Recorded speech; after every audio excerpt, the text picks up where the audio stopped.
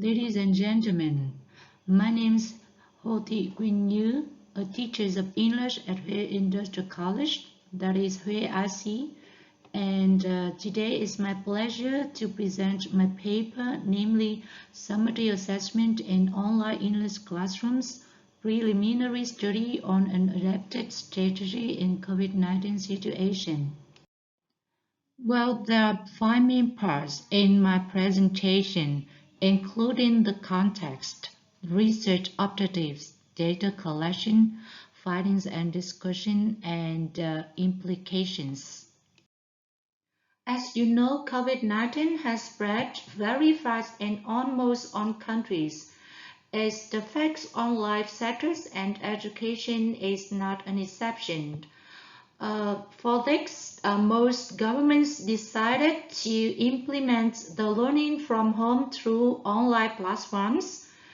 And my institution here, Industrial College, also launched the online learning since the first wave of this pandemic. But only in the fourth wave of COVID-19, we've adopted online summary assessment in English language classrooms.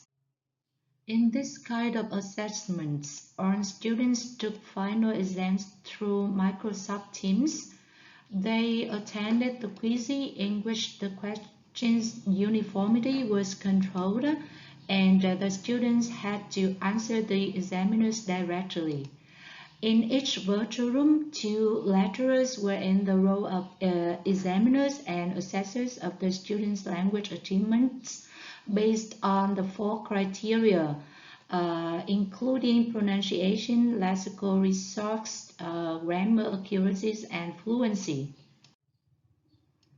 Then this project aims to evaluate the impacts of the online summary assessment on the students' performance and then to propose possible adjustments to the new assessment strategy.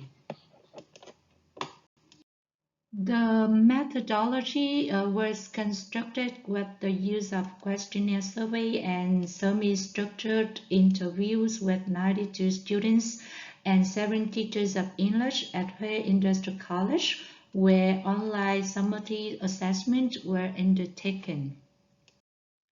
Now let me summarize key findings of the research. According to the data in this chart, student scores center around 4 and 6.5 benchmark, while those achieving high marks like 9 or 10 gained a low percentage. The figures indicated that most students at VIC didn't show good language performance since the online and term examination. These facts probably rooted from the students' negative learning attitudes and the teachers' methodology, which are normally driven by the test-based educational system. The tests are traditionally designed with a major focus on testing grammar and written structures. And you know, teachers then keep emphasizing grammar, reading, and writing skills to prepare their students for midterm and final tests. As the result, students are not very well prepared for an interactive form of summary assessment like this. To examine the extent of accessibility to facilities for online testing, a question was made using the 5-point scale answers categorized from 1 as for the least to 5 for the most.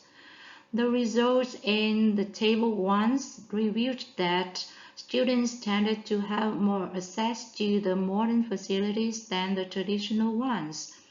But in particular, they found it very convenient to have access to the internet, smartphone, and computers. It was understandable since the access to high-tech facilities such as smartphones, tablets, and laptops become more and more popular and beneficial. As you know, these mobile learning technologies become highly necessary and useful tools for both learners and teachers. not only for study but also online testing at days and nights.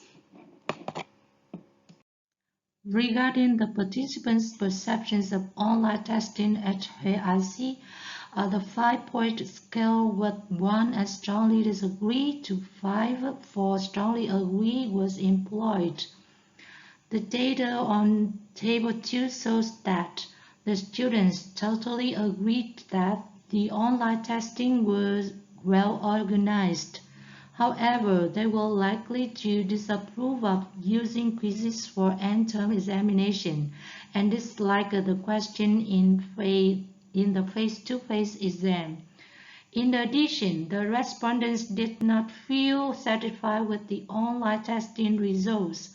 Some thought that the quiz couldn't evaluate their language competence completely, and some others said that the pressures of the quiz affected the testing results negatively. This table shows the questionnaire data related to the teacher's response to the question, how do you evaluate the students' English performance in the online quizzes? You know, the mean score of clusters was relatively lower than the average point of the 5-point scale, in which 5 points indicated the best English language performance. The data revealed that students' English language performance was not very high according to the teacher's assessment. We also interviewed the teachers about the students' problems and weaknesses in speaking skills. They listed the limitations in pronunciation, lack of vocabulary, and limited grammar knowledge that cause students hesitate in speaking. This result coincides the students' interview data, as one said. I had difficulties in speaking skill because I had little vocabulary and grammar knowledge as well. I hesitated and committed a lot of grammatical mistakes during online end-of-term test, I think. Sometimes I couldn't catch up with the questions made by the teachers. The research findings imply some possible solution to the better online assessment strategy as follows. Firstly, online testing should be planned as a continuous assessment procedure which includes both formative and summative tests in response to any necessary situations. Secondly, summative assessments could be given as a weekly mini-test, combining written and spoken forms with different question times. This project suggested a combination of assignments, quizzes, presentations as regular evaluation, and end-of-term exams which can be done through online platforms. Thirdly, the assessment contents should not center around the content taught in classrooms. Instead, the evaluation task needs to encourage the learners' language application and also promote their English communicative competence as well.